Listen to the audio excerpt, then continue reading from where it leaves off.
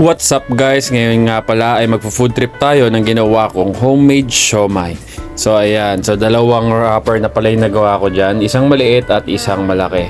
So ito na yung finished product natin. Hindi ko na videohan kung paano ko siya ginawa. Pero samahan nyo ko na food trip na itong siomai natin. Yan, lagyan muna natin yan ng Nor seasoning. Plus yung ginawa natin na chili garlic oil. Yan, ako gumawa niyan.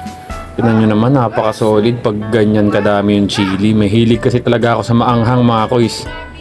Ayan, tara. First bite. Tingnan nyo yung reaction ko dyan ha. Diba? Ang sarap. Talagang na-enjoy ko yung siomai ko ngayon kasi pangatlong beses ko na itong nagawa. So, napasarap yung timpla ko talaga ngayon. Ito yung first batch ko. Hindi ko alam, nakatatlong batch ata ako nang kuha kasi ito pa lang yung kain ko buong araw. Tapos, ayan. Sabi ko magluto ko ng siomai kasi masarap ngayon ng siomai dahil medyo maulan, ganyan. Tapos maanghang, di ba? Dahil sa chili garlic. Ay, talaga naman napaka-solid. Kaya kayo dyan, gumawa na rin kayo ng siomai tapos chili garlic.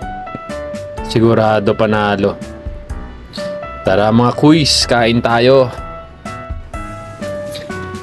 Kayo ba mga kuis, ano bang favorite nyo sa siomai? Ito kasing niluto ko, ano to beef siomai. Ayan, kayo ba? Hilig nyo ba yung may konting hipon, yung pork and shrimp ba yung tawag doon? O yung parang Japanese siomai? Kami kasi ito lagi yung niluluto namin dito. Yung beef siomai. Tapos, nasa timpla na lang din talaga para sumarap. Ako, pangatlong luto ko nga, sabi ko kanina.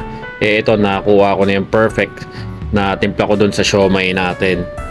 Tapos kayo ba pag kumakain din ng siomai, mahilig din kayo sa chili garlic? Ako kasi talagang mahilig ako dyan, kaya tingnan nyo naman kung paano ko lagyan ng chili garlic yung kada siomai ko. Para pag sinubo mo talagang sumasabog sa bunganga yung anghang. Napakasarap talaga nyan mga kuis. Ayan, nakita nyo ba? Umaapaw sa chili garlic. O sa inyo kulang pa yan.